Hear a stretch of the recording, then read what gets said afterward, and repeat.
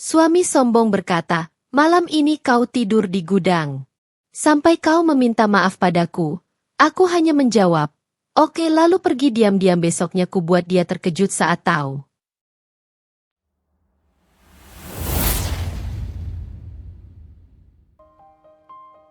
Pagi itu merayap perlahan di balik tirai putih kamar Zaskia, menumpahkan cahaya lembut yang mengusap permukaan meja riasnya. Ruangan itu sunyi. Hanya terdengar suara pendingin udara yang mengalun tenang, seakan menjaga rahasia yang disimpan di antara dindingnya. Di kursi rotan yang berdiri sendirian, Zaskia duduk sambil menatap pantulan dirinya di cermin. Wajahnya tampak lembut, namun mata itu, mata yang menyembunyikan sesuatu yang tidak dimiliki banyak orang, kendali. Ada ketegasan yang tidak terlihat, seperti permukaan danau yang tanpa hening padahal menyimpan arus kuat di bawahnya. Ia menyisir rambut hitam panjangnya perlahan, menikmati ritual kecil itu sebelum hari dimulai. Tidak ada yang tahu bahwa wanita yang sedang memasang lip balm tipis itu adalah pemilik sah sebuah perusahaan raksasa yang berdiri gagah di pusat kota, kecuali beberapa orang pilihan. Dunia mengenal perusahaan itu lewat produknya, lewat gedung kaca menjulangnya, lewat ratusan pekerja yang berlalu lalang setiap pagi. Tetapi tidak ada yang mengenal pemiliknya. Tidak pernah muncul di media, tidak pernah hadir dalam rapat umum, bahkan tidak pernah sekalipun menginjakan kaki di lantai operasional. Perjanjian legal yang disusun bertahun lalu menjaga identitasnya tetap tersembunyi. Semua dokumen ditandatangani atas nama kode internal dan manajemen keuangan, sementara penampilan publik dilakukan oleh seorang CEO bayangan yang dipilih dewan direksi.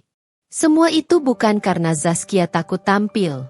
Ia hanya belajar terlalu banyak tentang manusia, bahwa kekuasaan terlalu sering memanggil orang-orang yang mencium keuntungan. Ia memilih bekerja dari balik layar. Itulah caranya mengendalikan dunia. Zaskia bangkit, melirik jam dinding. Masih pukul 7. Lukman, suaminya, belum bangun. Biasanya ia baru terjaga setelah Zaskia menyiapkan sarapan dan membuka tirai ruang makan.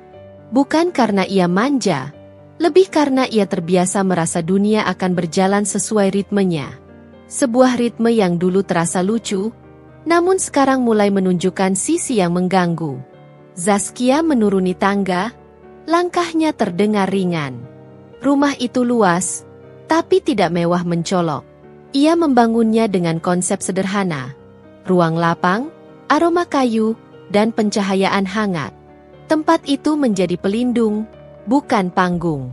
Di dapur, ia mengisi ketel dengan air dan menyalakan kompor. Aroma kopi segera muncul, memenuhi ruangan. Ia meracik 2 cangkir, satu hitam pekat tanpa gula untuk dirinya, satu dengan susu dan sedikit vanila untuk Lukman, kebiasaan kesukaannya sejak masih pacaran dulu. Saat meja makan mulai tertata, suara langkah malas terdengar dari tangga. "Pagi," gumam Lukman sambil menggosok mata. Zaskia menoleh. "Pagi. Kopimu sudah siap." Lukman mengangkat alis, lalu duduk tanpa banyak bicara. Ia menyesap kopinya dan menghela napas panjang. "Hari ini aku ada rapat penilaian. Dengar-dengar aku punya peluang naik jabatan." Zaskia tersenyum samar. "Kalau itu terjadi, kamu pasti pantas mendapatkannya." Kalimat itu membuat Lukman menegakkan punggung, seolah ego kecil dalam dirinya diberi gula. "Iya, tentu. Aku memang sudah waktunya naik level. Di tempat kerja, orang-orang bahkan bilang aku lebih cepat tanggap dari beberapa supervisor." Zaskia hanya mendengar, tidak menambahkan apapun. Ia sudah paham, Lukman sedang menikmati fase kehidupannya. Ambisinya menyala terang, seperti lilin baru dinyalakan. Namun ada sesuatu yang berubah dalam 3 bulan terakhir. Sesuatu yang Zaskia biarkan ia amati tanpa intervensi lebih jauh. Cara Lukman pulang larut, ponsel yang selalu terbalik saat ditaruh, aroma parfum yang bukan miliknya. Tanda-tanda kecil yang biasanya diabaikan orang yang ingin hidup damai. Tapi tidak bagi perempuan yang hidup di antara orang-orang berkuasa. Tanda kecil itu seperti serpihan puzzle yang saling berkait. Ia tahu. Tentu saja ia tahu. Tapi ia memilih diam. Lukman selesai makan, lalu berdiri sambil merapikan kemeja. Aku berangkat dulu. Zaskia mengangguk. Hati-hati. Ketika pintu tertutup, Zaskia duduk di kursi ruang tamu sambil meneguk sisa kopinya. Ada keteduhan di wajahnya, bukan karena ia tidak terluka, tetapi karena ia terbiasa mengatur napas sebelum badai. Hari ini akan panjang, bisiknya pelan. Ia mengambil laptop yang tersimpan di laci ruang kerja kecilnya. Dari sana, ia membuka dashboard internal perusahaan. Hal yang tidak pernah dilakukan siapapun kecuali anggota manajemen tertinggi. Ia membaca laporan keuangan, progres proyek, dan memeriksa satu folder khusus yang disiapkan direksi untuknya. Laporan kandidat promosi, Lukman Aditya. Ia membuka dokumen itu. Poin-poinnya jelas. Produktif. Disukai tim. Rajin. Ambisi tinggi. Zaskia membaca semuanya dengan tenang. Tidak ada perasaan pribadi di sana. Semuanya profesional. Setelah 5 menit, ia menutup laptop itu, menarik napas, dan menatap jendela. Dari tempat duduknya ia bisa melihat sebagian kota. Pergerakan kecil manusia yang terburu-buru, gedung-gedung yang berdiri seperti penjaga angkuh. Suatu hari nanti, semua akan tersingkap. Kalimat itu bergema samar di lembutnya pagi. Menjelang siang, Zaskia pergi ke kantor pusat dengan mobil pribadinya. Tidak ada yang memperhatikan, karena ia tidak pernah memasuki gedung lewat pintu utama. Ada lift khusus di area basement yang langsung menuju lantai atas. Hak istimewa yang tidak dirayakan dengan sombong, hanya digunakan seperlunya. Direksi sudah menunggunya di ruang rapat kecil. Mereka berdiri ketika ia masuk. "Selamat pagi, Bu Zaskia." "Selamat pagi," jawabnya tenang. Ia duduk, menerima berkas-berkas yang telah disiapkan. Pembahasan hari itu langsung mengalir. Laporan tahunan, rencana ekspansi, evaluasi jabatan. Semuanya dilakukan tanpa menyebut namanya dalam publik. Ketua direksi lalu berkata, "Mengenai promosi karyawan bernama Lukman Aditya, kami ingin memastikan persetujuan Anda sebelum diumumkan pekan depan." Zaskia menutup mapnya, menatap mereka. "Silakan lanjutkan prosesnya." "Saya setuju." Direksi mengangguk puas. Mereka tidak tahu bahwa lelaki bernama Lukman itu adalah suaminya sendiri. Dan Zaskia tidak perlu mereka tahu. Setidaknya belum. Setelah rapat usai, Zaskia berdiri pelan, merapikan blazernya, dan meninggalkan ruangan dengan langkah yang lemah lembut namun terukur. Setiap gerakannya seperti sudah dipikirkan matang-matang, tanpa tergesa. Hari itu ia kembali ke rumah menjelang sore, menyiapkan makan malam sederhana. Ketika malam turun, langit terlihat seperti lembar kain hitam yang diberi goresan tipis cahaya. Rumah terasa damai, terlalu damai untuk sebuah kisah yang sebentar lagi akan berubah arah. Suara mesin kopi lantai kantor itu berdengung lembut, bercampur dengan derap sepatu para karyawan yang mulai mengisi ruangan satu persatu. Di antara arus manusia itu, Lukman melangkah dengan gaya baru yang muncul tanpa ia sadari. Langkahnya lebih tegap, dagunya sedikit terangkat, dan matanya penuh kilau kemenangan yang belum benar-benar ia genggam. Ia baru saja tiba, namun beberapa karyawan langsung memberi sapaan yang mempertebal egonya. "Pagi, Pak Lukman." "Selamat pagi. Sudah dengar kabarnya? Katanya Bapak masuk kandidat utama promosi." Lukman membalas dengan anggukan kecil yang sengaja ia buat setengah malas. Ia suka bagaimana orang menatapnya sekarang. Seakan ia sudah memegang kunci masa depan perusahaan. Perasaan itu menumbuhkan sesuatu dalam dirinya. Sesuatu yang berbeda dari beberapa tahun lalu. Saat ia masih sekadar karyawan biasa dengan seragam sederhana dan rasa rendah diri yang samar. Ia menuju kubikel, menaruh tas, lalu menghidupkan komputer sambil menghela napas pendek. Napas yang penuh percaya diri, tapi juga penuh ambisi. "Pagi, Pak Lukman." Suara itu muncul dari belakangnya, mengalir lembut tapi jelas disengaja. Lukman berbalik. Mila berdiri di sana, dengan blus satin biru pastel, rambut terikat rapi, dan senyum yang seperti sengaja dirangkai untuk menjatuhkan pagar kewaspadaan laki-laki manapun. "Pagi, Mila," jawab Lukman, sedikit menurunkan nada suaranya. Mila menyandarkan map di dadanya, mendekat tanpa terlalu dekat. "Bapak sudah siap untuk presentasi nanti? Tim sedang bilang siapapun yang dapat promosi ini harus benar-benar impresif." Lukman tersenyum kecil. "Aku sudah sangat siap. Bahkan lebih dari siap." "Begitu ya?" Mila mengerling, lalu merendahkan suaranya. "Aku yakin Bapak akan dipilih. Bapak memang berbeda dari yang lain." Kalimat itu mengenai Lukman seperti minyak panas yang dituangkan ke bara api. Egosentris, memabukkan, membuatnya lupa bahwa ia sudah memiliki istri di rumah. Istri yang sebenarnya jauh lebih berkualitas dalam segala hal daripada perempuan yang sedang berdiri manis di depannya. Namun ada sesuatu yang Mila berikan yang tidak Zaskia berikan. Pengakuan langsung. Persis di titik yang menjadi kelemahannya. "Kalau butuh bantuan apapun sebelum presentasi, jangan ragu bilang ke aku," ujar Mila sebelum berbalik pergi. Lukman memperhatikan langkahnya, lalu tersadar dirinya tersenyum sendirian. Senyum yang dulu tidak pernah muncul hanya karena seorang rekan kerja lewat di depannya. Sisa pagi itu ia habiskan dengan membaca data, mencatat hal-hal penting, dan mempersiapkan slide. Setiap kali ada karyawan lewat dan mengatakan hal-hal seperti, "Semangat ya, Pak," atau, "Kayaknya Bapak bakal jadi manajer," ia merasa sayap ambisinya semakin lebar.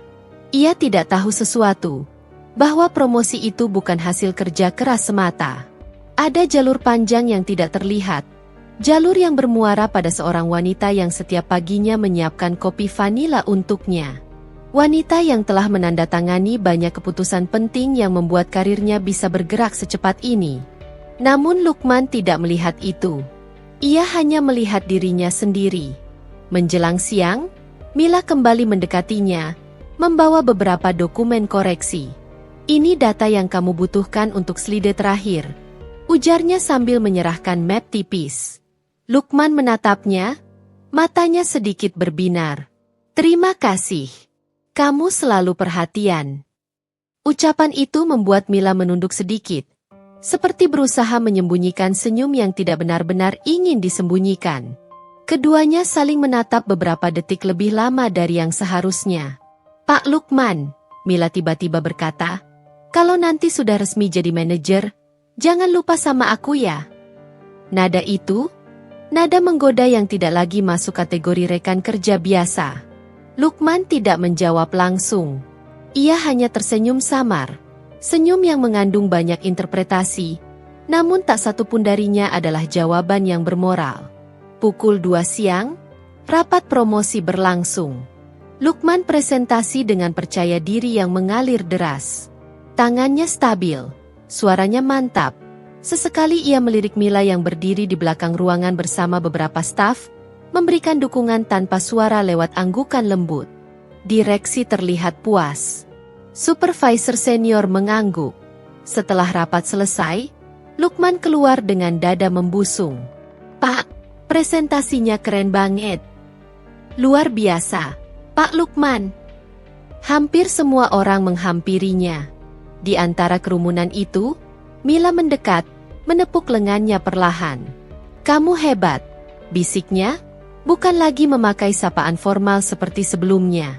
Kata, "kamu," itu menembus langsung ke pusat kesadaran Lukman. Ada keterikatan emosional yang mulai terbentuk, dan ia membiarkannya. Dengan sangat senang. Sore itu, ketika jam pulang tiba, Lukman tidak langsung menuju rumah. Ia mampir ke sebuah kafe dekat kantor, tempat yang beberapa minggu terakhir sering ia kunjungi, bersama Mila. Tempat di mana keduanya sering berbagi meja, berbagi cerita, bahkan berbagi tawa yang terlalu akrab untuk hubungan rekan kerja. Malam itu, Mila kembali menemani. Mereka duduk berhadapan, menikmati minuman masing-masing. "Aku senang lihat kamu semangat beberapa waktu ini," ucap Mila sambil memainkan sendok kecil. Kamu seperti berkilau. Lukman tertawa kecil. Kalau jadi manajer, aku pasti makin bersinar. Aku tahu, jawab Mila sambil menatapnya lama. Dan, aku ingin ada di samping orang yang bersinar. Lukman memegangi gelasnya. Ia tahu arah pembicaraan itu. Ia tahu batas yang seharusnya ia jaga. Tetapi rasa bangga dalam dirinya mulai menutup pintu logika. Kalau kamu ada di sampingku, katanya lirih, aku akan makin kuat. Mila tersenyum lembut. Senyum yang membuka jalan untuk sebuah kesalahan besar. Percakapan itu berakhir dengan sesuatu yang tidak seharusnya terjadi. Bukan fisik. Belum. Namun perasaan yang melenceng dari tempatnya. Sebuah awal yang berbahaya. Sebuah percikan kecil yang kelak menyulut api besar. Malam itu, Lukman pulang dengan langkah ringan. Zaskia sedang duduk di ruang tamu ketika ia masuk. Lukman hanya berkata, "Aku pulang." Zaskia mengangguk pelan. "Bagaimana rapatmu?" "Lancar." Lukman tersenyum kecil. "Aku yakin tinggal menunggu waktu." Zaskia memperhatikan senyum itu. Ada aroma berbeda di baliknya, aroma kemenangan yang bukan hanya soal pekerjaan. Tapi ia tetap diam, membiarkan semuanya berjalan. Hujan sore itu kian deras, memukul jendela kantor seperti jari-jari yang tergesa meminta perhatian. Langit tergantung rendah, kelabu pekat, menambah nuansa muram pada gedung kaca yang biasanya bersinar terang. Namun di salah satu ruang kecil di lantai 12, seorang wanita berdiri sendirian di depan cermin ruang toilet, memperbaiki lipstik merah burgundi yang menjadi ciri khasnya. Mila menatap pantulan dirinya dengan fokus, seolah sedang mempersiapkan wajah untuk pertarungan. Bibir itu melengkung, bukan dengan kehangatan, melainkan keyakinan yang lahir dari obrolan dan kedekatan yang perlahan terjalin dengan Lukman. Sebuah keyakinan yang mulai ia rawat dengan hati-hati, seperti memelihara api kecil di telapak tangan. Api yang bisa memberi kehangatan, bisa pula menghancurkan banyak hal. Ia menutup lipstiknya, memasukkannya ke tas, lalu keluar dari ruang toilet. Suaranya kerap bergema samar saat ia berjalan di lorong panjang menuju ruang kerja. Sementara itu, pikirannya sibuk mengurai langkah-langkah berikutnya. Lukman semakin dekat. Dia sudah mulai terbuka. Dia hanya perlu sedikit dorongan lagi. Hubungan itu belum melampaui batas. Tapi Mila tahu betul tanda-tanda yang muncul. Ia sudah lama bekerja di perusahaan itu, bertemu banyak tipe manusia, dan membaca gelombang halus emosi seperti membaca laporan harian. Ia tahu kapan seseorang rapuh, kapan seseorang lapar pengakuan, dan kapan seseorang mudah tergoda oleh perhatian yang sedikit saja diberikan. Lukman berada tepat di garis itu. Ambisi yang sedang tumbuh adalah pintu yang mudah diketuk. Dan Mila mengetuknya perlahan. Beberapa jam sebelum hujan turun, Mila duduk di ruang kerjanya sambil membuka berkas laporan bulanan. Jari-jarinya mengetuk meja. Namun pikirannya melayang ke hal lain, ke peluang. Bukan hanya peluang karir, tapi peluang hidup yang ia bayangkan dapat berubah drastis jika berada di sisi laki-laki yang sedang menanjak itu. Hidup Mila tidak pernah mudah. Ia datang dari keluarga sederhana yang nyaris hancur oleh utang. Ibunya bekerja sebagai penjahit, ayahnya merantau entah kemana, dan Mila belajar sejak kecil bahwa kecantikan bisa menjadi pintu, tapi kecerdikan adalah kunci. Ia bertahan bukan dengan mengemis simpati, melainkan dengan memoles diri dan membaca manusia. Ketika ia bertemu Lukman, ia melihat seseorang yang bukan hanya bekerja keras, namun memiliki ambisi yang mengalir deras tanpa sadar. Ambisi itu mirip sungai yang mencari celah, dan Mila menawarkan celah itu. Namun ia bukan sekadar perempuan yang mengejar lelaki beristri. Dalam pikirannya, Mila selalu meyakini bahwa keberhasilan milik siapapun yang cukup berani mengambilnya. Ia merasa Lukman adalah tiket menuju kenyamanan hidup yang selama ini tidak pernah berhasil ia genggam. Apakah ia tahu Lukman sudah menikah? Tentu. Apakah ia peduli? Tidak sebanyak yang seharusnya. Sore itu, Ketika hujan mulai turun dan jam pulang semakin dekat, Mila mengetik pesan di ponselnya. Mila, sudah selesai kerja? Aku ada sesuatu untuk ditunjukkan. Balasannya datang cepat. Lukman, baru mau beresin meja. Ada apa? Mila, datang ke ruang meeting kecil di lantai 11. Hanya sebentar. Mila menutup ponselnya dan menarik napas panjang. Ruang meeting kecil itu biasanya digunakan untuk rapat-rapat dadakan. Di sana tidak banyak kaca. Hanya lampu kuning redup dan meja kayu panjang yang membuat ruangan itu terlihat seperti tempat rahasia yang aman untuk percakapan berdua. Ia tiba lebih dulu. Perempuan itu mematikan satu lampu, membuat ruangan hanya diterangi cahaya temaram dari lampu sudut. Mengundang. Nyaman. Berbahaya. Beberapa menit kemudian, pintu terbuka. Lukman masuk, masih dengan kemeja yang sedikit kusut setelah hari panjang. Kamu ingin menunjukkan apa? Tanyanya. Mila tersenyum kecil, lalu menyerahkan folder berisi laporan presentasi yang ia perbaiki. Ini, aku revisi poin-poin yang kamu sampaikan tadi siang. Supaya lebih siap kalau dipanggil direksi lagi. Lukman membuka folder itu dan mengangguk, kagum. Detail sekali. Kamu benar-benar perhatian, ya? Untuk orang yang pantas diperhatikan, balas Mila pelan. Ada jeda. Jeda yang syarat makna. Lukman menutup foldernya, menatapnya. Mila, kamu tahu hubungan kita ini. Tidak seharusnya seperti ini. Mila menyelesaikan kalimat itu sambil berjalan mendekatinya. Lukman membeku, menatap wajahnya yang kini hanya berjarak satu lengan. Aku tahu, lanjut Mila. Tapi aku juga tahu kamu tidak benar-benar bahagia di rumah. Lukman berkedip, terkejut. Apa maksudmu? Cara kamu bicara tentang istrimu, yang hampir tidak pernah kamu sebut. Cara kamu menghabiskan waktu di kantor sampai malam. Cara kamu merespons perhatian kecil dariku. Ia menatapnya dalam. Kamu mencari sesuatu, Lukman. Dan aku tidak akan pura-pura tidak melihatnya. Lukman terdiam. Ada sesuatu di dalam dirinya yang retak. Entah itu moral, entah itu batas, entah itu rasa hormat. Mila melanjutkan, lebih lembut, namun menusuk. Kamu pantas mendapatkan seseorang yang benar-benar menghargai kamu. Perkataan itu membuat Lukman menunduk sedikit. Ia tidak sadar betapa mudahnya kata-kata itu menyentuh ruang kosong dalam dirinya. Ruang yang selama ini ia isi dengan ambisi. Hening beberapa detik. Lalu Mila melangkah mundur pelan. Tidak memaksakan apapun. Tidak menyentuh. Tidak menggoda terlalu jauh. Ia tahu seni mempertahankan jarak yang membuat seseorang semakin ingin mendekat. Sudah ya, katanya sambil mengambil tas. Nanti kalau kamu butuh revisi lagi, bilang saja. Aku selalu ada. Ia keluar dari ruangan itu dengan langkah ringan. Meninggalkan Lukman sendirian dalam ruangan gelap yang tiba-tiba terasa sempit. Lukman berdiri mematung, memandangi pintu yang baru saja tertutup. Hatinya bergolak. Bukan oleh cinta, itu belum. Tapi oleh perasaan dihargai, diperhatikan, dan dianggap penting. Itu saja sudah cukup berbahaya. Di luar, hujan masih turun. Mila berjalan menuju lift dengan rambut sedikit lembab, namun wajahnya tersenyum puas. Api kecil itu sudah menyala. Kecil, hening.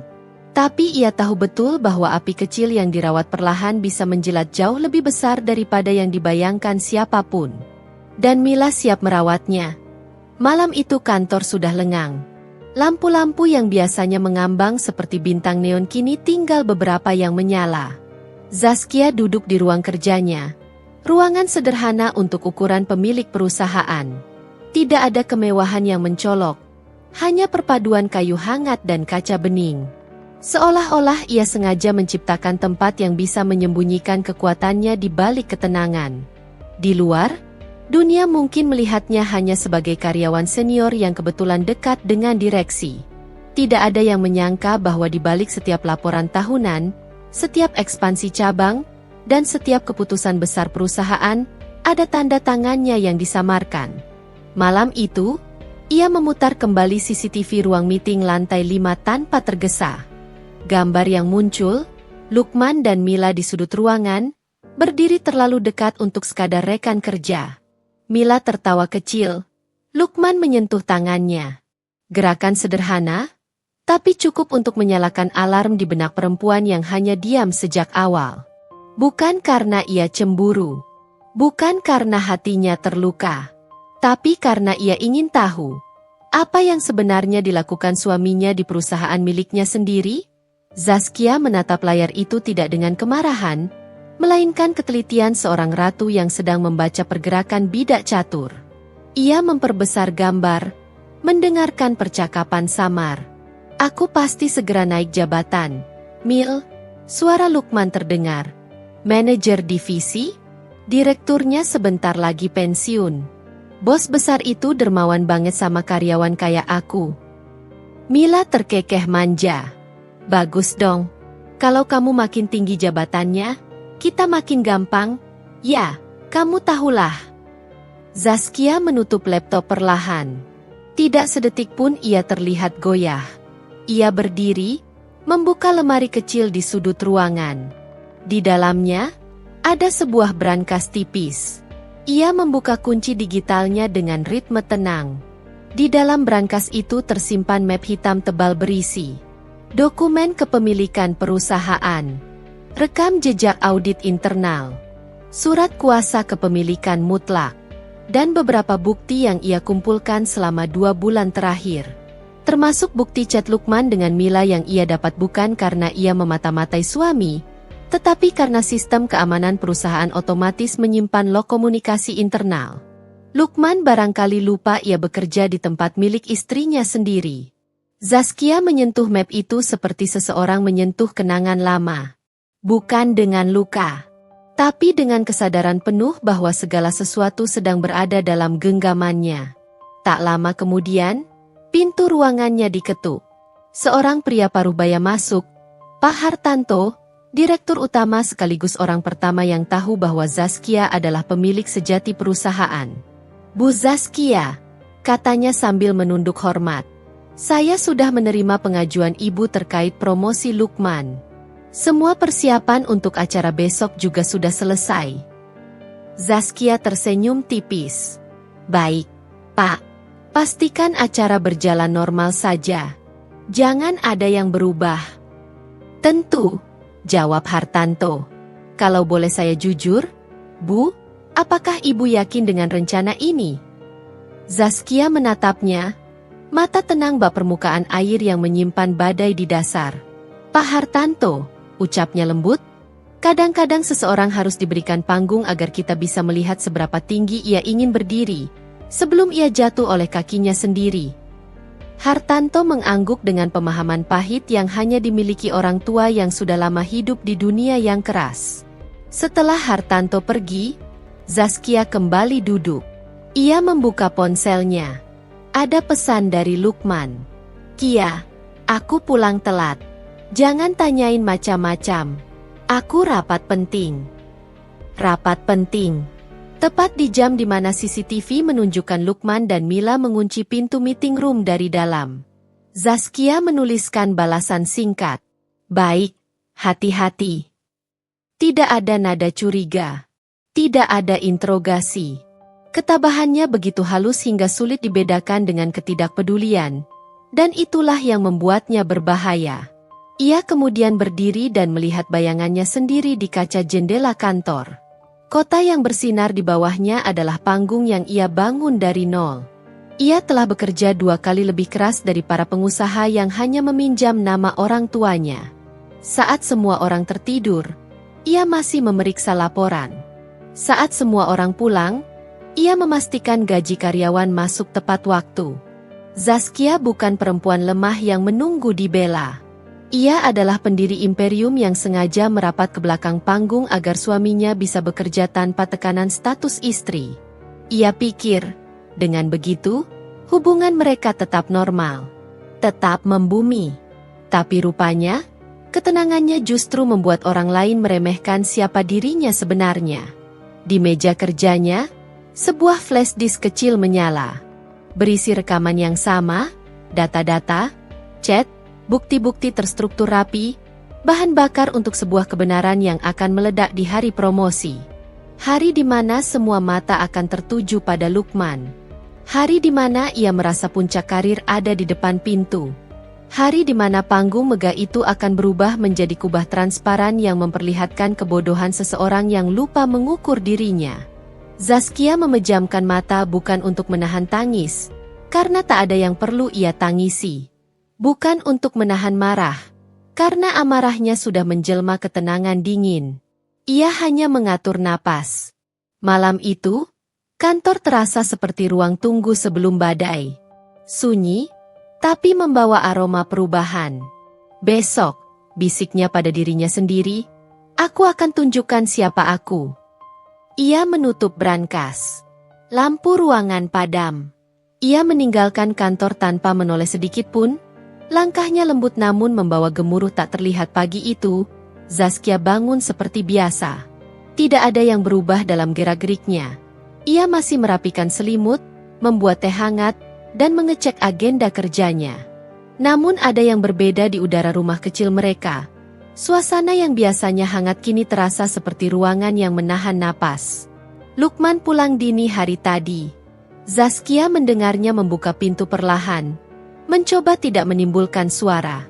Seolah-olah ia malu, atau berusaha menyembunyikan sesuatu. Bukan lagi suami yang pulang dengan cerita-cerita semangat tentang kerja kerasnya, melainkan seseorang yang tampak gelisah. Pagi itu, ketika Zaskia meletakkan teh di meja makan, Lukman hanya menatapnya sekilas. Tatapannya berbeda. Ada sinis yang terselip. Ada jarak yang tiba-tiba ditanamkan. "Ini teh buatmu," ucap Zaskia lembut. Lukman mendengus kecil. "Kau nggak usah repot-repot. Aku bisa buat sendiri." Nada itu dingin, kasar, dan memotong udara seperti pisau tumpul. Zaskia hanya mengangguk. Baik. Ia memilih tidak berdebat. Suasana rumah bukan tempat yang layak untuk perang kecil. Tapi ia memperhatikan detail lain. Lukman kini sibuk mengatur rambutnya di depan cermin, memandang refleksinya dengan bangga yang berlebihan. Ia memakai parfum lebih banyak dari biasanya. Kemejanya disetrika dengan sangat rapi. "Banyak meeting?" tanya Zaskia ringan. "Banyak." "Sudahlah." Lukman melambaikan tangan tanpa menatap. "Kau nggak akan mengerti." Zaskia tersenyum kecil. Tentu saja ia mengerti. Bahkan lebih dari yang Lukman bayangkan. Lukman merapikan dasinya, lalu mengambil tas kerja. Ketika hendak keluar, ia menatap Zaskia dengan pandangan yang aneh. Seperti menilai seseorang yang tidak penting. "Kau tahu, Kia," katanya tiba-tiba, "aku ini sedang berada di tahap karir yang besar. Aku nggak boleh keganggu sama drama rumah tangga." Zaskia mengangkat alis. "Drama apa?" Lukman menghela napas panjang, penuh kesombongan yang baru tumbuh beberapa hari terakhir. "Kau harus bisa menempatkan diri. Jangan terlalu menuntut. Jangan terlalu sensitif. Aku ini calon manajer, Kia. Dan aku butuh istri yang ngerti posisi suaminya." Zaskia hanya menjawab, "Oke." Satu kata itu saja. Bukan pasrah. Bukan pula tunduk.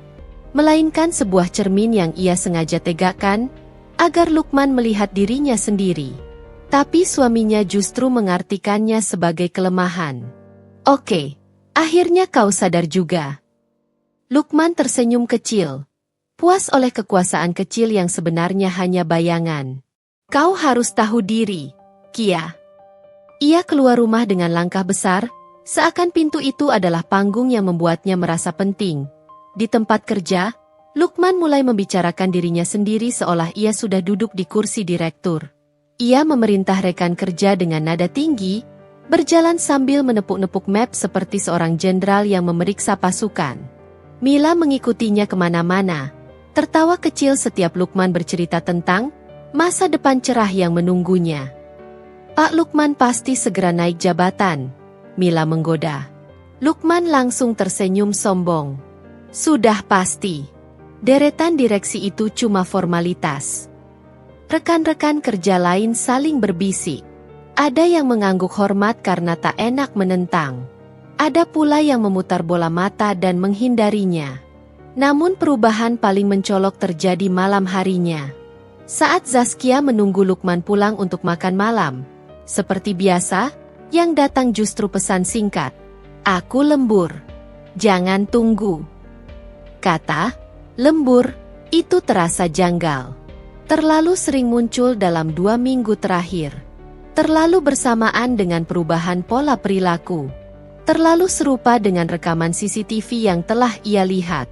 Ketika Lukman pulang, aroma parfumnya bercampur dengan parfume lain.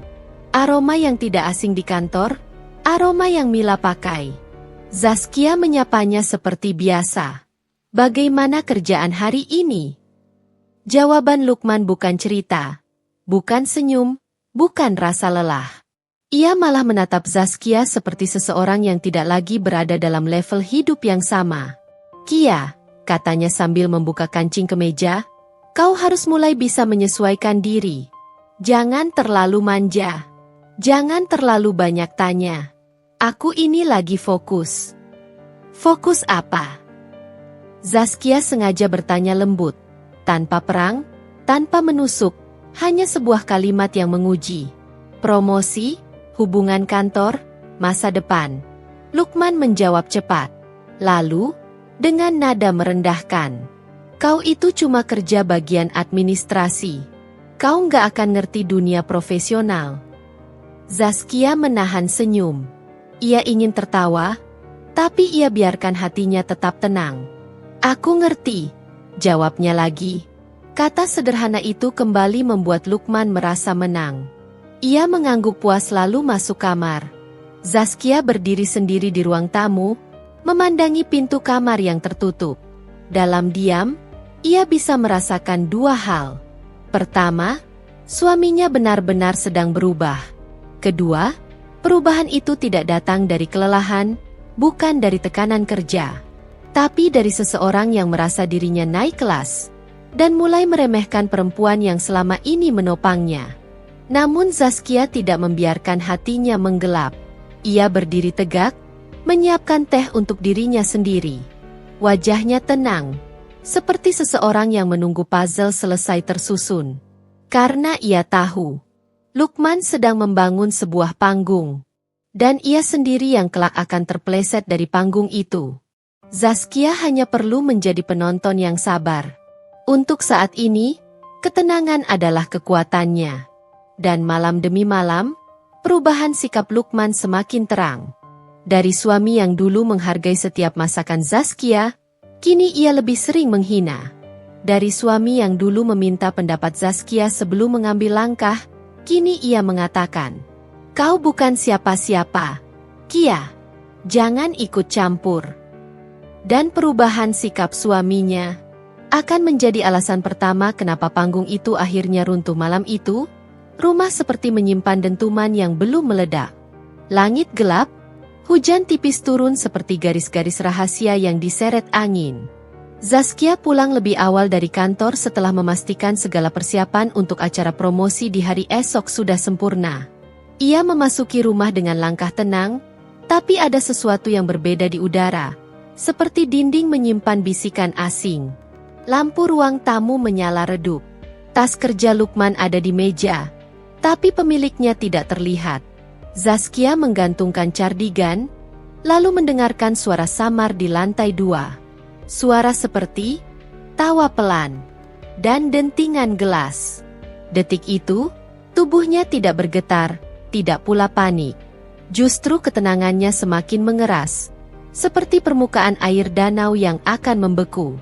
Ia naik dengan langkah pasti. Dari celah pintu kamar, suara perempuan terdengar jelas. "Kamu beruntung banget, men. Besok kamu naik jadi manajer. Setelah itu, ya, mungkin direktur. Hidup kita bakal enak." Hidup kita. Bukan hidup kamu. Lukman tertawa kecil. Iya dong. Aku kan orang kepercayaan bos. Mereka butuh aku. Perusahaan ini nggak bakal berjalan tanpa aku. Zaskia menutup mata sejenak, bukan karena sakit hati, justru karena ironi itu begitu terasa. Lelaki yang bangga berbicara tentang kekuatan, padahal ia sendiri tidak tahu di mana kekuatan itu berasal. Zaskia memutar kenop pintu. Perlahan, tanpa dramatisasi, tanpa ledakan. Pintu terbuka. Lukman mematung. Mila membeku dengan gelas anggur di tangan. Pemandangan itu sederhana. Keduanya duduk di tepi ranjang. Tidak ada adegan vulgar, tidak ada tubuh terselip selimut. Tapi kedekatan itu sudah cukup untuk menjelaskan semuanya tanpa kata. Zaskia melangkah masuk. Kalian sedang apa? Tangannya tidak bergetar. Suaranya tidak pecah. Ia seperti hakim yang berdiri di ruang sidang, bukan istri yang baru menemukan luka. Lukman bangkit terburu-buru. Kakia, ini nggak seperti yang kamu pikir. Kami cuma diskusi kerja, Bu Zaskia. Setelah Mila cepat, mencoba tampak tenang tapi matanya memancarkan panik yang berdenyut-denyut. Zaskia mengangguk sekali. Diskusi kerja, di kamar, jam 9 malam. Dengan anggur. Mila langsung pucat. Lukman mencoba menyusun kalimat. Kia, please, aku cuma lagi stres. Mila nemenin aku buat nyusun strategi. Besok promosi aku, kamu tahu itu penting. Zaskia menatapnya dengan ketenangan yang membuat Lukman gelisah setengah mati. Gumam Zaskia, kau memang sangat fokus pada promosi itu. Ada jeda pendek yang menampar hening. Mila menyeringai kecut, mencoba memulihkan harga dirinya. Bu, saya minta maaf kalau keadaan ini bikin salah paham. Tapi Pak Lukman itu calon manajer. Dia perlu seseorang yang bisa mendukung pikirannya. Dada Zaskia naik turun dalam napas pelan. Ia ingin tertawa, tapi ia simpan itu di dalam. Ia hanya melangkah ke meja rias, mengambil sesuatu dari laci kecil, sebuah flash disk hitam. Lukman menelan ludah. Ia tahu benda itu bisa berisi apa saja. Kia, itu apa? Bukti, jawab Zaskia datar. Bukti apa? Bukti bahwa kalian diskusi kerja hampir setiap malam selama 2 bulan. Kalimat itu meluncur seperti pisau yang tidak memotong kulit, melainkan kesombongan. Mila tersentak. Lukman memucat. Zaskia menutup laci dengan lembut. Aku sudah lihat semuanya. Percakapan kalian di chat internal. Rekaman CCTV ruang meeting. Dan jam-jam lembur yang tidak ada dalam sistem perusahaan. Mila menggigit bibir, mulai kehilangan pijakan. Bu Zaskia, saya bisa jelasin? Zaskia mengangkat tangan. Tidak usah. Aku tidak membutuhkan penjelasan dari seseorang yang bahkan tidak mengerti cara menyembunyikan jejak. Lukman memijit kening.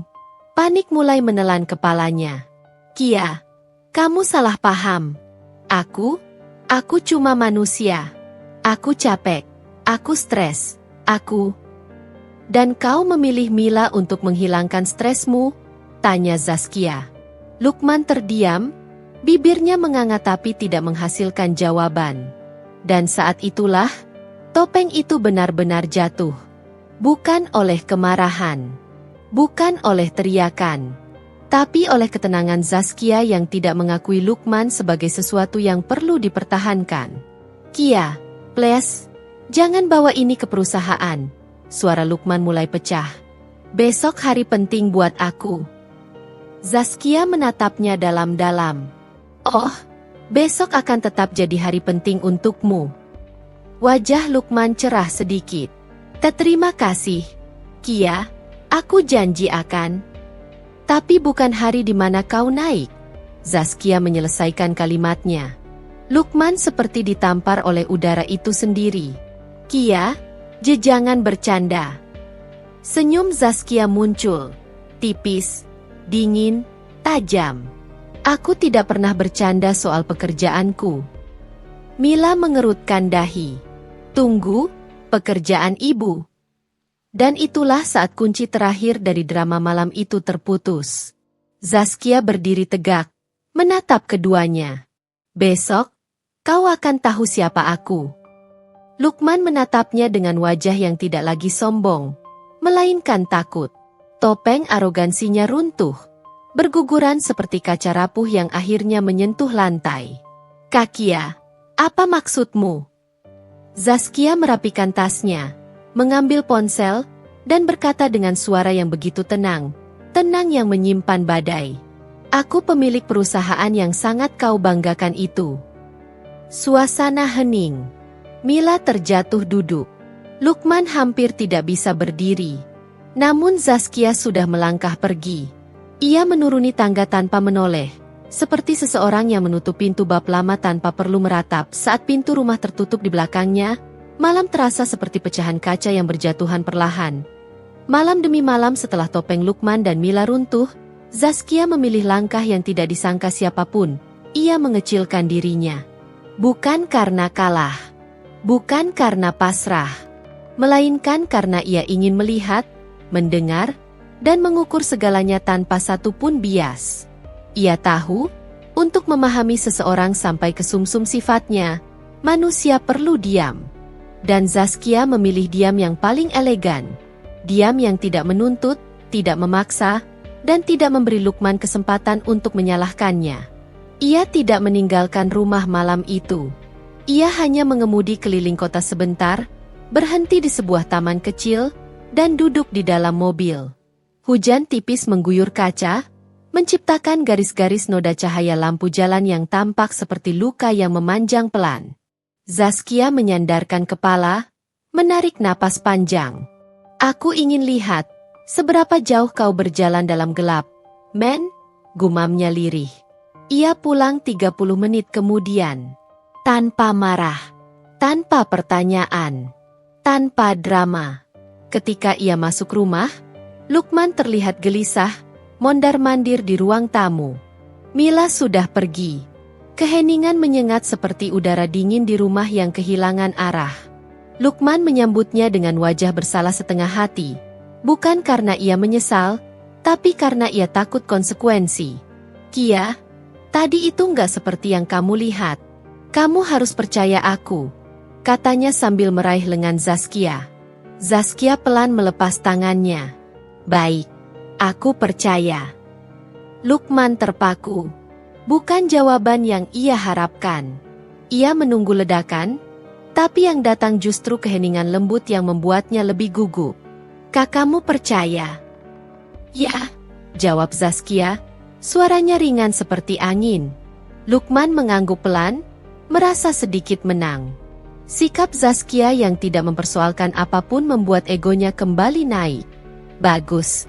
Aku senang kamu ngerti posisi kamu sebagai istri, katanya dengan nada meninggi yang bahkan tidak pantas didengar dinding rumah. Zaskia hanya berkata, "Oke." Itu saja. Satu kata yang membuat Lukman merasa semakin berkuasa. Ia tetap melakukan rutinitas rumah tangga seperti biasa. Ia tidak menegur Lukman yang pulang semakin larut. Ia tidak bertanya kenapa parfum Lukman semakin asing. Ia tidak menuntut Lukman duduk makan bersama. Ia sengaja membuat dirinya tampak kecil dan tidak berdaya. Karena ketika seseorang merasa pasangannya menunduk, itulah saat kesombongan menampakkan bentuk paling jujurnya. Dan itulah yang terjadi pada Lukman. Suatu malam, saat ia pulang sambil memainkan kunci mobil seperti orang yang baru memenangkan pertandingan, ia menatap Zaskia seperti menatap asisten rumah tangga. Kia, kamu harus bisa ngerti ya, hidup laki-laki itu berat. Banyak tekanan. Jangan banyak nanya atau ngatur. Kamu cukup patuh.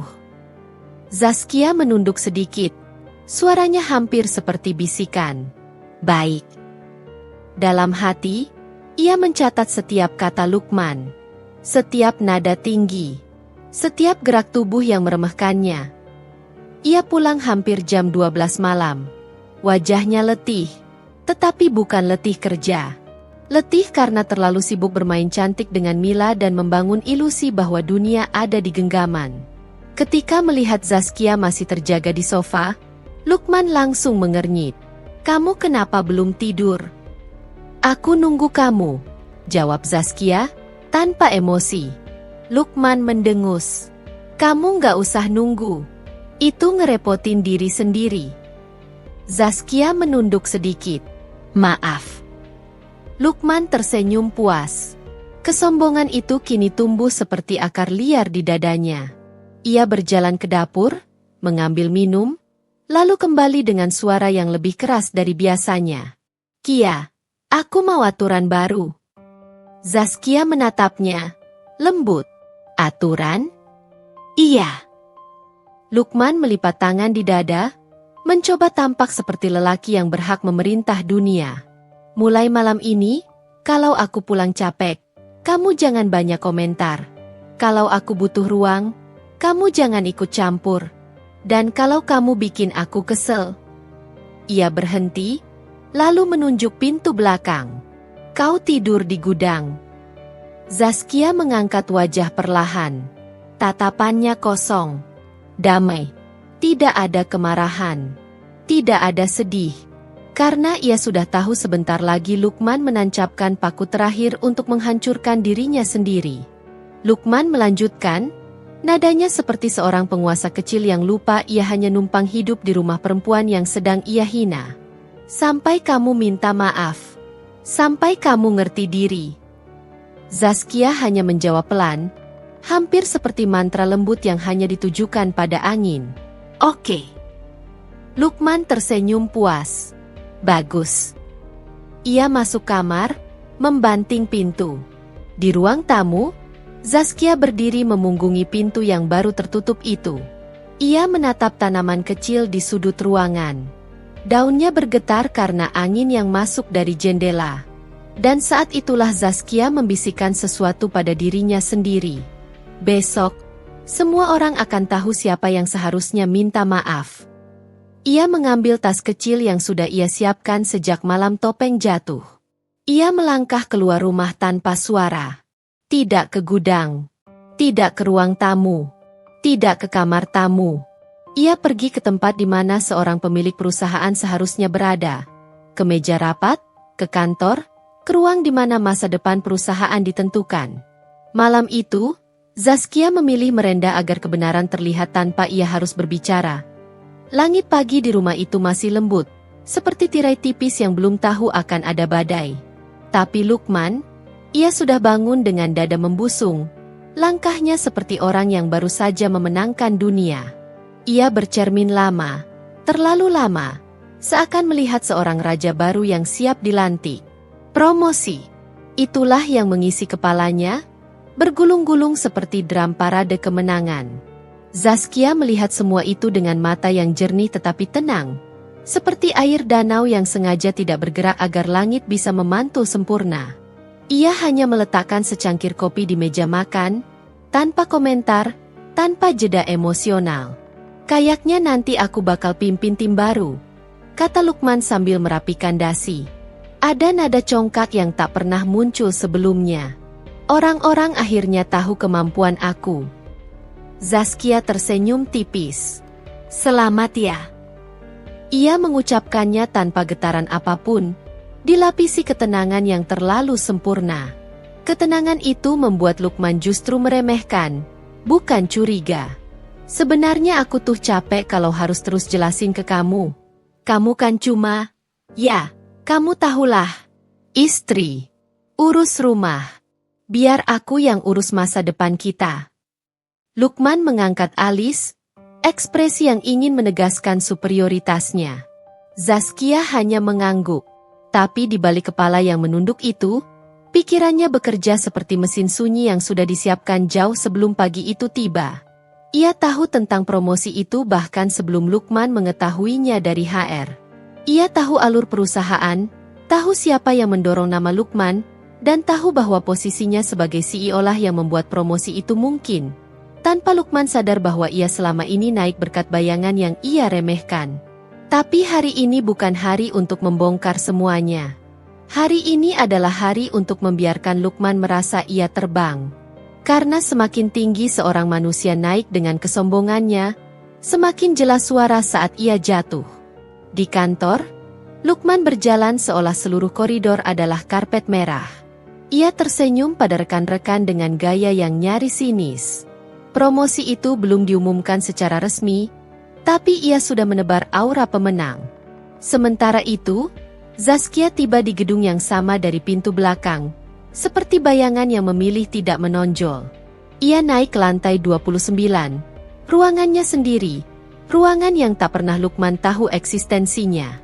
Ia melihat layar monitor besar yang menampilkan folder bernama Mila, Rekaman Bukti.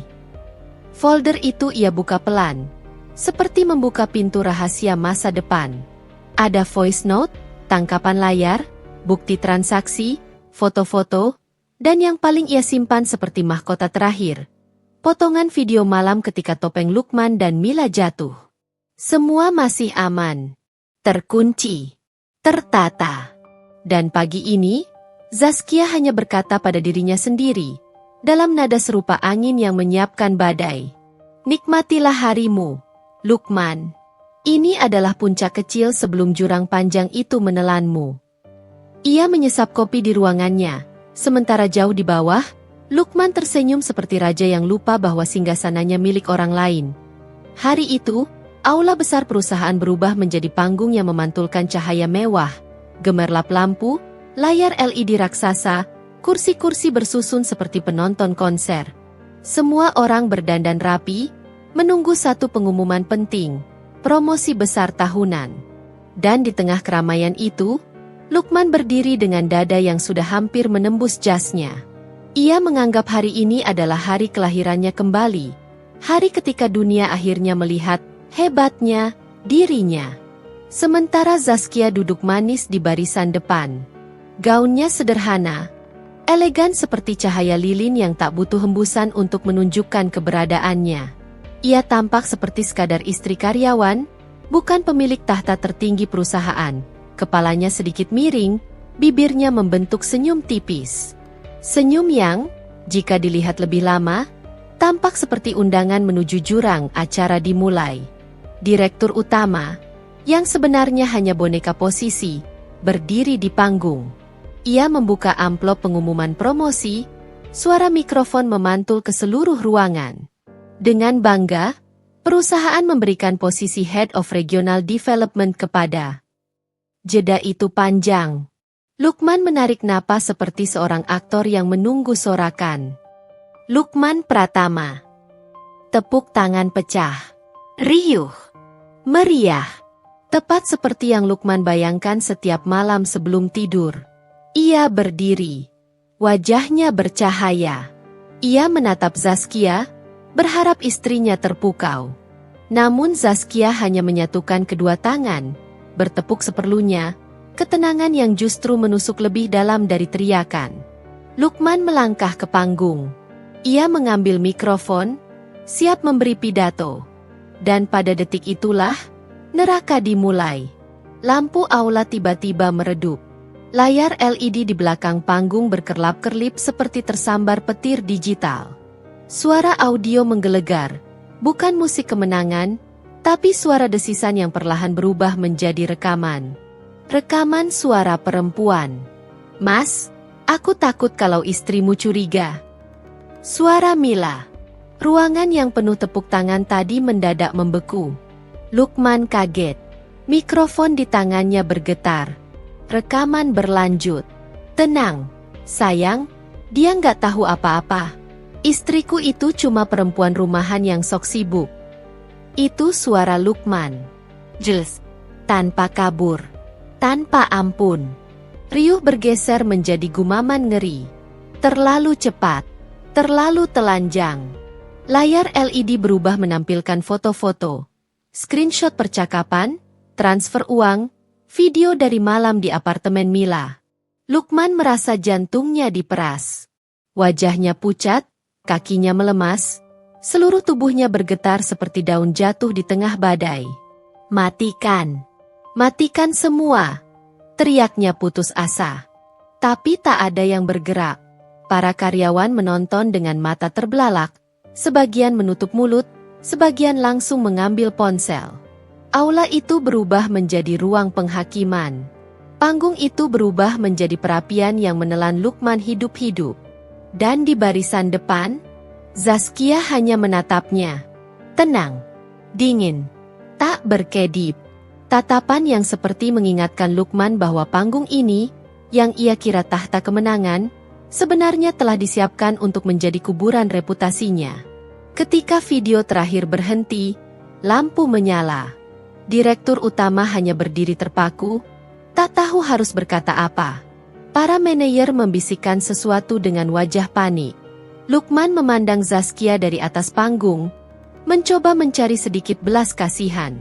Sedikit saja. Tapi Zaskia hanya memiringkan kepala, seolah berkata, "Selamat datang di kenyataan, Lukman." Ia kemudian berdiri perlahan, langkahnya tenang seperti ratu yang meninggalkan istana yang sudah tak pantas didiami. Dan dengan itu, aula megah itu berubah menjadi neraka yang membakar ego seorang laki-laki yang terlalu tinggi bermimpi, tapi lupa pijakannya hanyalah kebohongan. Aula masih dipenuhi bisik-bisik ketika Zaskia melangkah menuju panggung. Gemericik suara hak tingginya memecah ruangan. Bukan keras, namun cukup untuk menegaskan siapa yang kini memegang kendali. Lukman masih berdiri kaku, wajahnya seperti bangunan retak yang siap runtuh. Mikrofon di tangannya menggantung, tak mampu ia genggam dengan benar. Ketika Zaskia naik ke panggung, direktur dan para petinggi perusahaan langsung memberi ruang. Ada sesuatu dalam wajah Zaskia yang membuat siapapun memilih mundur. Ketenangan yang tak meminta tempat, tapi otomatis diberi tempat. Zaskia mengambil mikrofon. Sebelumnya, ujarnya, suaranya lembut namun menggema ke seluruh ruangan, "Maaf telah membuat acara ini sedikit berbeda dari rencana." Beberapa orang menahan napas. Beberapa lainnya terlambat menyadari. Zaskia bukan sekadar istri yang duduk diam di barisan depan. Ia melangkah satu langkah lebih dekat ke tengah panggung. "Mulai hari ini," lanjutnya, "saya ingin memperkenalkan diri dengan posisi yang selama ini tidak saya tampilkan." Tatapannya menyapu ruangan. "Saya adalah Zaskia Adinegara, pemilik sah Adinegara Group." Seketika ruangan itu seperti dihantam angin besar. Direktur langsung menunduk. Para manajer tergagap. Karyawan saling melirik panik. Sementara itu, wajah Lukman semakin pucat. Ia tampak seperti seseorang yang baru sadar bahwa tanah tempatnya berdiri ternyata tebing rapuh. Zaskia menoleh perlahan ke arah Lukman, tanpa kemarahan, tanpa histeria, tanpa dendam yang berteriak. Yang ada hanya jarak elegan yang tak terjangkau. "Lukman," ucapnya pelan. Namun setiap suku kata seperti mengetuk tulang rusuknya. "Kau pernah bilang aku cuma perempuan rumahan yang tak mengerti apa-apa." Lukman membuka mulut, tapi yang keluar hanya napas yang tersangkut. Zaskia melanjutkan, "Dan malam itu, kau memerintahkanku tidur di gudang. Menganggapku tidak punya pilihan." Ia menatapnya dalam, seperti mengukur lubang yang baru saja digalinya sendiri. "Aku diam bukan karena lemah. Aku diam karena memilih momen." Ruangan kembali sunyi. Tak ada kamera yang bisa menangkap keanggunan sesungguh ini. Keanggunan seorang perempuan yang tahu luka mana yang harus dipelihara, dan kapan membukanya tepat di tengah panggung. Zaskia mengangkat berkas di tangannya. Surat pemecatan. "Dengan wewenang saya sebagai pemilik, mulai hari ini, statusmu sebagai karyawan perusahaan ini berakhir."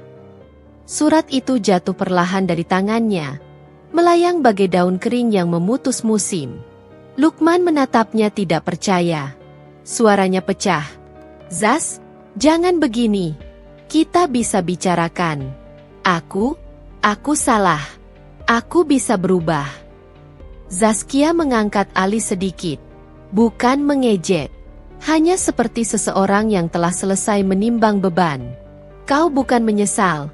Kau hanya takut kehilangan panggungmu." Beberapa petinggi menunduk. Ada yang menghela napas panjang, ada yang dalam hati mengakui betapa tepatnya kalimat itu. Mila juga sudah menerima pemberitahuan, lanjut Zaskia. Dia tidak lagi bekerja di perusahaan ini. Ruang itu terasa dingin. Seakan AC tiba-tiba bertambah 2 kali lipat. Lukman terhuyung. Seperti orang yang kehilangan arah setelah kehilangan dunia yang ia kira miliknya.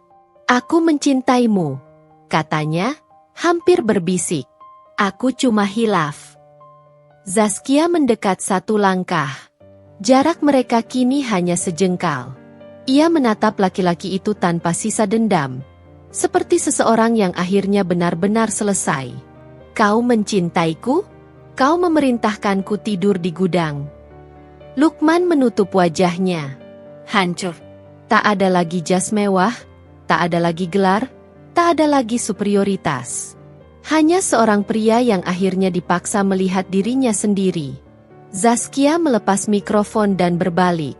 Langkahnya mantap. Gaunnya mengikuti gerak tubuhnya seperti air yang tahu kemana harus mengalir. Para karyawan berdiri perlahan, memberikan jalan. Tidak ada yang berani bersuara.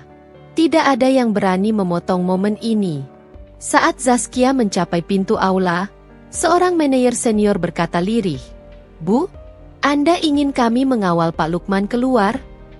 Zaskia menoleh. Senyumnya tipis, hangat, namun tak lagi lembek. Tidak perlu.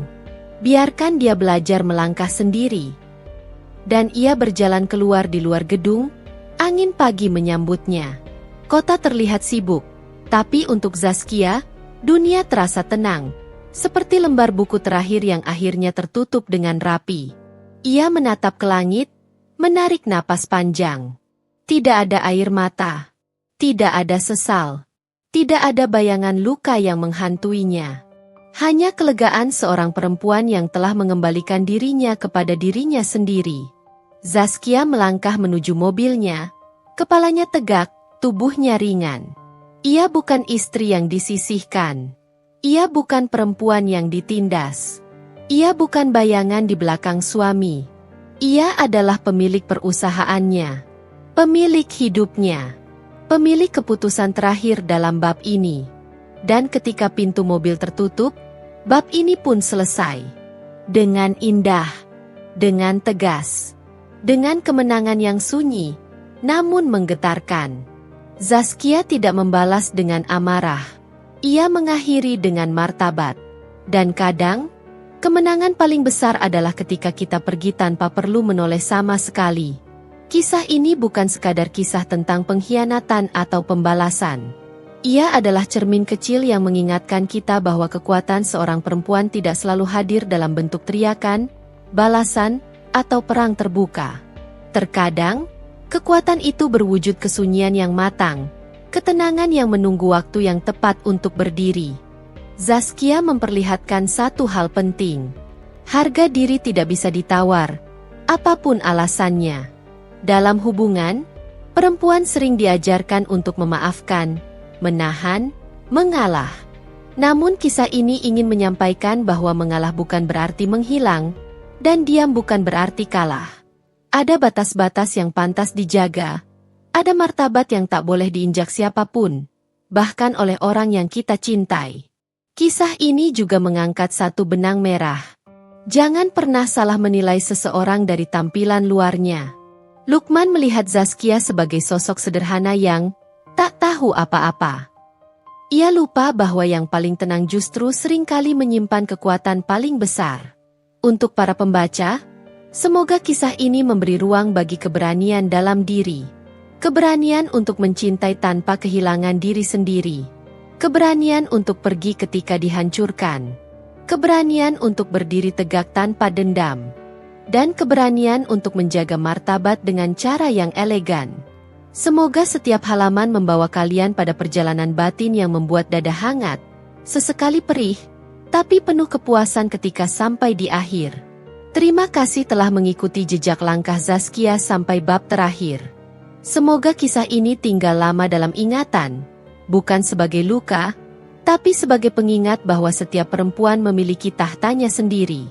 Selesai.